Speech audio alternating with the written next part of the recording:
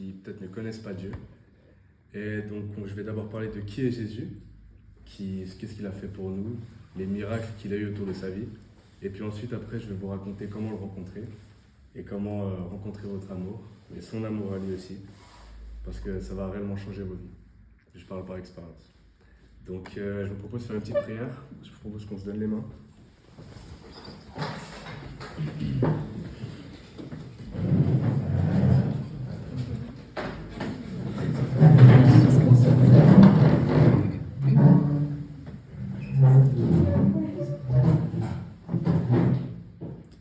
Merci Seigneur de nous avoir rassemblés en ce lieu. Descends s'il te plaît Seigneur autour de nous, entre nous Seigneur, car nous avons réellement besoin de toi. Fais en sorte s'il te plaît Seigneur que je puisse trouver les mots justes afin de pouvoir toucher le cœur de ces personnes qui peut-être ne te connaissent pas ou bien même qui te connaissent mais qui te cherchent Seigneur. Fais en sorte que ta parole puisse changer des vies et que ton amour puisse avoir des répercussions sur nous tous Seigneur. Nous avons entière confiance en toi et je t'aime Seigneur. Bénis-nous. Amen. Amen. Alors, mettez-vous à l'aise si vous avez besoin d'eau, mettez-vous à l'aise, tranquille. Vous pouvez prendre des notes sur votre téléphone, on n'est pas à la messe. Donc tout d'abord, qui est Jésus? Alors, il faut savoir que moi, mes prêches, je les base sur la Bible, parce que c'est ce que Dieu nous a laissé. Et la seule vérité, c'est ce qu'il y a dans la Bible. Donc en Matthieu chapitre 26, verset 63, on peut voir qu'il est marqué « Mais Jésus se tait. Le grand prêtre lui dit « Au nom du Dieu vivant, je te demande de répondre. Est-ce que tu es le Messie, le Fils de Dieu ?» Jésus lui répond « C'est toi qui le dis, mais je vous l'affirme, à partir de maintenant, vous verrez le Fils de l'homme assis à la droite du Tout-Puissant. Il viendra sur les nuages du ciel. » Donc là, Jésus, là, il a fait ce qu'on appelle... il a mis les bons mots. Parce qu'il nous a réellement expliqué son but sur terre et qui il était sur terre. Certains vont se demander, oui, mais Jésus, est-ce que c'est Dieu? Est-ce que c'est... Oui, c'est Dieu. Parce qu'il y a la Sainte Trinité. La Sainte Trinité, c'est qu'il y a Dieu, Jésus, qui est le Fils de Dieu, et le Saint-Esprit, qui est l'Esprit de Dieu. Et les trois sont un. C'est Dieu en trois personnes. Et là, Jésus nous explique clairement que c'est Dieu qui l'a envoyé sur terre, car il est le Fils de Dieu. Donc ça, c'est déjà un point central, une base, certes, pour certains, mais que je veux quand même approfondir parce que c'est très important pour la suite. Qui sont ses parents et comment est-il né? Là aussi, je me suis basé sur la Bible. Alors, Matthieu 1, à partir du verset 18, nous explique très clairement la naissance de Jésus. C'est, pour ceux qui ne savent pas, c'est les évangiles, et ça raconte vraiment l'histoire de Jésus quand il était sur terre. C'est 4 de ses disciples qui les ont écrits. La naissance de Jésus. Voici comment Jésus-Christ est né. Marie, sa mère, est promise en mariage à Joseph. Mais avant d'habiter avec Joseph, Marie attend un enfant par la puissance de l'Esprit Saint. Joseph, son fiancé, est un homme juste. Il ne veut pas accuser Marie devant tout le monde. Alors il décide de la renvoyer en secret. Au moment où il pense cela, l'ange du Seigneur se montre à lui dans un rêve. L'ange lui dit « Joseph, fils de David, n'aie pas peur de prendre chez toi Marie, ta femme. Oui, l'enfant qui est dans son ventre vient de l'Esprit Saint. Elle va mettre au monde un fils, et toi, tu l'appelleras Jésus. En effet, c'est lui qui sauvera son peuple de ses péchés. » Ainsi se réalise ce que le prophète a dit de la part du Seigneur. La jeune fille attendra un enfant. Elle mettra au monde un fils. On l'appellera Emmanuel, ce qui veut dire Dieu avec nous. Quand Joseph se réveille, il fait ce que l'ange du Seigneur lui a commandé. Il prend sa femme chez lui. Mais il ne s'unit pas à elle jusqu'au jour où Marie met au monde un fils. Joseph donne à l'enfant le nom de Jésus.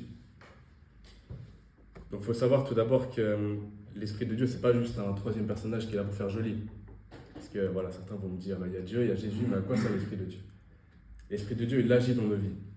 Il a ce qu'on appelle un pouvoir sur nous. Et si on veut le rencontrer, si on l'accepte dans notre cœur, il peut nous apporter ce qu'on appelle le paradis sur terre, qui est un amour, j'ai pas de mots pour le décrire. Il est surnaturel. Franchement, si quelqu'un vous décrit cet amour, c'est qu'il n'a pas rencontré. Et ça, je vous le dis à 100%. Et là, on peut voir, comme je vous l'ai dit, comme l'Esprit Saint agit dans nos vies, on peut voir que là, l'Esprit Saint, l'Esprit de Dieu, a agi dans la vie de Marie. L'Esprit de Dieu lui a donné un enfant. Il est marqué par la puissance de l'Esprit Saint.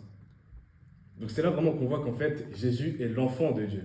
Parce que comme je vous l'ai dit, l'Esprit Saint et Dieu, c'est la même chose.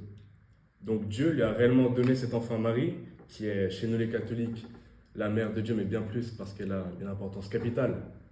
La Vierge Marie, c'est l'élu. C'est pas une fille comme ça qu'on a pris dans la rue, celle-là me paraît bien. Non, non, non, non, non. Elle n'a aucun péché. Elle n'avait même pas le péché originel, pour vous dire. Le péché originel, c'est le péché quand Adam et Ève ont mangé le fruit de la connaissance du bien et du mal. Et bien ce péché-là, ils nous l'ont transmis, et puis chacun d'entre nous le porte. Mais elle ne l'avait pas. Elle était sans péché. Donc c'est pour vous dire que rien que ce qu'on appelle l'Immaculée Conception, rien que la naissance de Jésus en elle-même est déjà un miracle. Jésus, c'est pas, je suis désolé de dire ça, mais c'est pas quelqu'un de normal, Jésus. C'est réellement le Fils de Dieu. Et rien que sa naissance est un miracle. Et c'est pas fini, c'est pas fini. Qu'est-ce qu'il a fait pour nous, Jésus? Et bien ça, j'ai aussi pris dans la Bible, bien évidemment. Hébreux 13, verset 12, c'est pourquoi Jésus, lui aussi, est mort en dehors de Jérusalem pour libérer le peuple de ses péchés avec son sang à lui. Donc imaginez juste, je sais pas, bon, ça m'étonnerait qu'il y ait une idée qui soit déjà parents ici, vous me paraissez un peu jeune, mais imaginez la personne que vous aimez le plus sur Terre. Dites-vous ça dans votre tête, pas besoin de le dire à haute voix. Imaginez que cette personne-là, imaginons que vous avez commis un crime et que la justice dise on libère cette personne à condition que la personne que tu préfères et que tu aimes le plus meure. C'est dur quand même, hein. C'est pas rien. Ça veut dire coûter une vie, enlever une vie pour sauver et libérer quelqu'un d'autre. Et c'est ce qu'il a fait, Jésus. Mais il n'est pas mort parce que Dieu nous l'a dit. Il n'est pas mort parce que Dieu lui a dit bon, Jésus, maintenant tu vas mourir, tac, t'as pas le choix. Non, non, non, non. Parce que Jésus, il est mort par amour. Parce qu'il nous aime tous autant que nous sommes. Peu importe nos péchés. À part le blasphème contre le Saint-Esprit, on le verra après. Peu importe nos péchés, il nous aime. Toi, tous. Il nous aime tous. Et ça, c'est quand même une bonne nouvelle. Et il est mort pour nous libérer de nos péchés. Et il nous a aussi autorisés à avoir ce qu'on appelle l'autorité sur le mal. En effet, Luc 9, verset 1, Jésus réunit les 12 apôtres. Il leur donne la force et le pouvoir de chasser tous les esprits mauvais et de guérir les maladies. Donc non seulement Jésus apporte cet amour sur terre, cet amour qui n'était jamais connu auparavant. C'est pour ça d'ailleurs que la Bible est divisée en deux. Il y a l'Ancien Testament et le Nouveau Testament. Ce qui sépare ces deux parties de la Bible-là, c'est la venue de Jésus. Parce que le Nouveau... Bonjour, pardon. Non, pas de souci, t'inquiète. Parce que le Nouveau Testament a été écrit avec l'amour qu'a apporté Jésus. Donc pour vous dire que réellement, Jésus, c'est la révolution. C'est pour vous dire, la venue de Jésus a tout changé sur terre. Et il nous donne aussi la possibilité d'avoir autorité sur le mal. Nous pouvons résister à la tentation. Après, c'est aussi un choix, c'est une liberté. Mais soit nous choisissons le mal, soit nous choisissons Jésus. Et il nous a aussi donné ces possibilités-là, ainsi que cette autorité. Donc là, je sais que certains vont me dire, bon, il est mort, et puis c'est quoi la suite? C'est un peu triste. Mais non, parce qu'on peut voir en 1 Corinthiens 15, verset 20, mais en réalité, le Christ s'est réveillé du milieu des morts. Parmi les morts, le Christ s'est réveillé le premier, pour que les autres morts se réveillent aussi. C'est par un homme, Adam, que la mort est venue. C'est aussi par un homme, le Christ, Jésus, que les morts se relèvent. Tous les êtres humains meurent parce qu'ils sont unis à Adam. De même, tous vont recevoir la vie parce qu'ils sont unis au Christ. Donc la mort, on est bien d'accord que c'est le mal. Et bien Jésus nous montre encore une fois de plus que le bien vaincra toujours le mal. En effet, il est mort, mais 3 jours après, il revit. C'est quand même fou, non?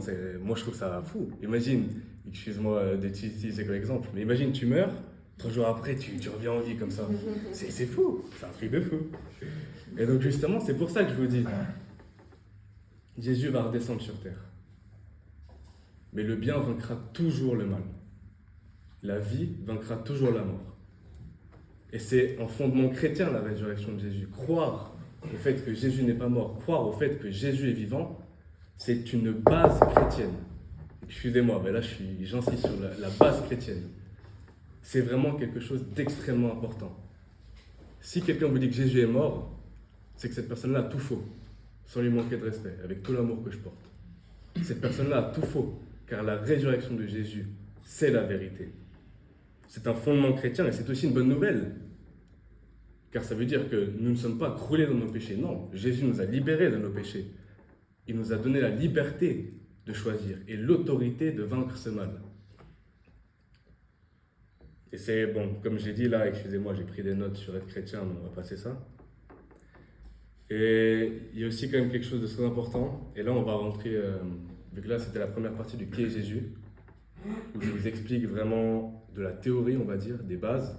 Puis après, comment rencontrer Jésus, je vais mettre de côté mon iPad et puis là, on va parler franchement. Donc,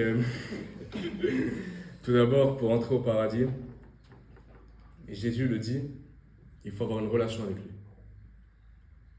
Que vous soyez catholique, peu importe, bouddhiste même, peu importe votre religion. Si vous n'avez pas de relation avec Jésus, vous n'entrerez pas au paradis. Vous pouvez aller à la messe tous les dimanches, c'est super. Vous pouvez faire des dons aux associations, vous pouvez faire ce que vous voulez. Si vous n'avez pas de relation avec Jésus, vous n'entrerez pas au paradis. Et ça, on peut le voir dans Matthieu 18, verset 2. Jésus appelle un enfant, il le place devant ses disciples, et il dit: je vous l'affirme, c'est la vérité. Si vous ne changez pas pour devenir comme des enfants, vous n'entrerez pas dans le royaume de Dieu. Nous devons être dépendants du Seigneur, dépendants de son amour. Car oui, ça je vous le promets. Oh oui, et ça je parle avec mon vécu, avec mon expérience. Ce n'est pas la théorie des prêtres qui me l'ont dit, c'est ce que j'ai vécu. Le jour où vous rencontrerez Jésus, qui que vous soyez, vous changerez. Et les gens qui ont fait l'expérience le savent. Quand on rencontre Jésus, on n'est plus la même personne. Et ça, vous comprendrez, le jour où vous le rencontrerez, qu'il faut être comme des enfants dépendants de lui. Car nous serons dépendants de lui, et nous sommes déjà dépendants de lui. C'est lui qui choisit ce que nous faisons. C'est lui, par exemple, imaginons, je bois ça, lui, il le sait. Il le sait déjà que je vais prendre ce verre-là. Il le sait. Alors nous dépendons de lui. C'est pour ça qu'il faut vraiment être en communion et avoir cette relation avec lui. Car sans lui, nous ne goûterons jamais à ce qu'on appelle la vie éternelle. Et du coup, le paradis sur terre que je vous parlais avant de comment le vivre, et ben, c'est en rencontrant Jésus. Et ça c'est, je vous le dis franchement, j'ai le sourire, c'est la meilleure expérience que j'ai faite de ma vie. Je vais vous le partager, puis je vais vous dire ce que j'ai fait pour en arriver là, et je vais vous donner des conseils afin de le rencontrer. Parce que je souhaite, et je donnerai ma vie, je vous le promets, je mourrai pour que chacun d'entre vous puisse rencontrer Jésus. C'est pas une blague ce que je vous dis. C'est pas... J'écris pas un livre pour me faire des millions. Mais c'est vraiment, quand je vous dis que c'est vrai, c'est que c'est quelque chose que vous vivez en vous et qui vous changera à tout jamais. Alors, moi, comment j'ai rencontré Jésus? Je vais vous raconter un petit témoignage, je vais mettre ça du côté vite fait. C'était à la rencontre jeunesse. Je sais pas si certains vous sont venus, la RJ. C'était à Oron cette année, et puis j'étais allé avec Bénédicte, Alaric et puis Patrick, il me semble qu'il était venu aussi, avec Estelle aussi. Et puis, et voilà, j'ai pas vraiment de mots pour décrire ce que j'ai ressenti, mais ce que j'ai fait, c'est que j'ai ouvert mon cœur et j'ai parlé avec mon cœur à Jésus. Certains prient, on va dire, avec le cerveau, c'est vraiment très métaphorique ce que je dis, mais il faut le comprendre, parce que c'est vraiment ce qui va vous changer. Certains prient avec le cerveau, et moi cette fois-ci, j'ai prié avec le cœur, et j'ai dit: Jésus, je t'accepte dans mon cœur. Je te remets ma vie, et je veux que tu changes ma vie. Et là, j'ai ressenti un amour inexplicable. Mais quand je vous dis inexplicable, c'est que c'était fantastique. J'ai pleuré, pourtant je ne suis pas quelqu'un qui pleure beaucoup. Mais mon Dieu, qu'est-ce que j'ai pleuré. Mais j'étais pas triste, hein. Ah non, non, non, j'étais heureux. Là même quand j'en parle, je suis heureux. Parce que c'est une expérience. Rencontrer Jésus, c'est le début de la relation avec lui. Imaginons, je rencontre mon ami Alaric, avant d'avoir cette relation amicale que j'avais avec lui, j'ai bien dû le rencontrer, n'est-ce pas? Et bien avec Jésus, c'est exactement le même processus. Alaric, pour que ça mon ami, j'ai dû l'accepter dans mon cœur. J'ai dû dire dans mon cœur, pas dans ma tête, cet homme-là, je l'apprécie. Et je veux qu'il reste dans ma vie, en compagnie de moi. C'est exactement pareil avec Jésus.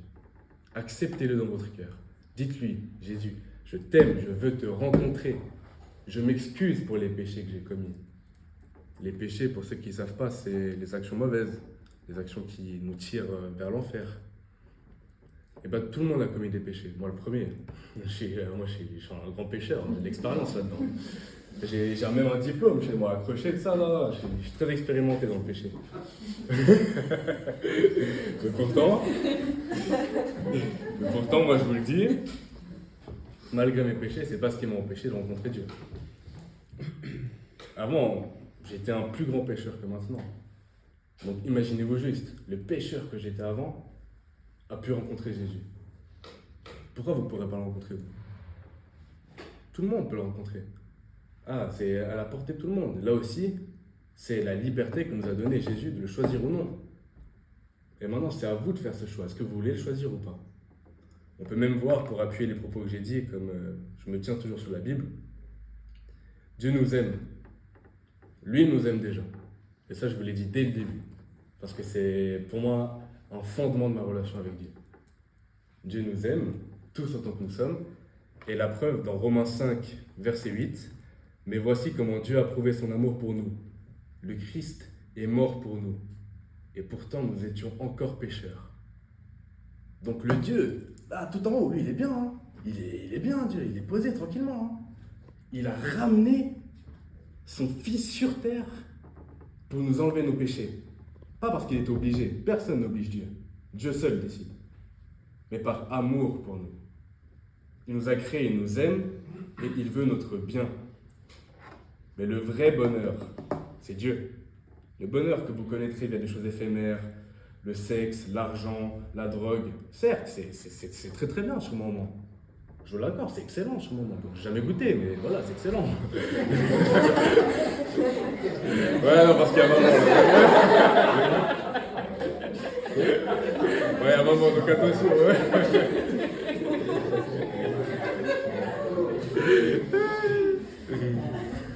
Mais je peux vous promettre que... Ouais, non. Je peux vous promettre sincèrement que quand on rencontre Jésus, c'est un bonheur et un plaisir qui est éternel. Car nous ne dépendons pas d'argent, nous ne dépendons pas de femmes ou d'hommes, nous ne dépendons pas de quoi que ce soit. Il est là avec nous. Moi, je vous dis, Jésus, c'est mon meilleur ami. Hein. La relation que j'ai avec lui, c'est, je m'imagine, des fois je lui parle, je l'imagine là à côté de moi. Des fois que j'écoute de la musique, de la louange, je l'imagine là à côté de moi. Il est à côté de moi. Là, il est au milieu de nous. On est rassemblés tous ici. On est tous des enfants de Dieu. Pour vous dire, quand même, on a de la chance. Hein. On a vraiment de la chance. Et il est là, au milieu de nous. Donc si vous voulez avoir Dieu, il est juste là. Lui, il vous attend comme ça. Imaginez juste. Dieu, il fait un câlin comme ça. Il vous attend comme ça. Mais pour ça, il faut que vous veniez vers lui et il faut que vous lui fassiez le câlin en retour. C'est pas Dieu qui va venir en premier dans vos vies. Et ça, je peux vous le promettre. Moi, ça fait 16 ans que je suis catholique. C'est long, 16 ans, je trouve. C'est toute ma vie. Et je peux vous promettre qu'avant de rencontrer Dieu, et c'est triste que je vais dire, mais aller à l'église, c'était un fardeau. On me tirait, maman peut en témoigner. On me tirait pour aller à l'église. Mais maintenant, j'y vais avec joie, parce que j'ai rencontré Dieu. Cet ami-là que j'ai, quand je vous dis que c'est mon ami, c'est vraiment que c'est mon ami, je rigole pas. Hein. Et il est là avec nous tout le temps. Il est même marqué que Dieu est amour. Dieu n'est pas sacrifice. Dieu n'est pas don d'association. Dieu n'est pas messe tous les dimanches, si ce n'est pas fait avec le cœur. Non, Dieu est amour. 1 Jean 4, verset 7. Amis très chers, aimons-nous les uns les autres, parce que l'amour vient de Dieu. Le vrai amour vient de Dieu. Tous ceux qui aiment sont enfants de Dieu et ils connaissent Dieu. Ceux qui n'aiment pas ne connaissent pas Dieu, parce que Dieu est amour. Et là, certains vont me dire, oui, mais pourtant, moi, j'ai pas rencontré Jésus, mais j'aime. Ah bah là, tout d'un coup, ça décrédibilise. Ben non. Parce que vous vous rendrez compte Et c'est vraiment là, je dis, le début de votre nouvelle vie. Le fondement même de votre nouvelle vie, c'est cette rencontre avec Jésus. Car vous vous rendez compte que, imaginons, avant de rencontrer Dieu, j'aimais quelque chose. Par exemple, voilà, je vous avoue, j'ai plusieurs parfums, j'aime beaucoup les parfums. Là, j'ai mis un parfum, regardez dans mon sac. Là.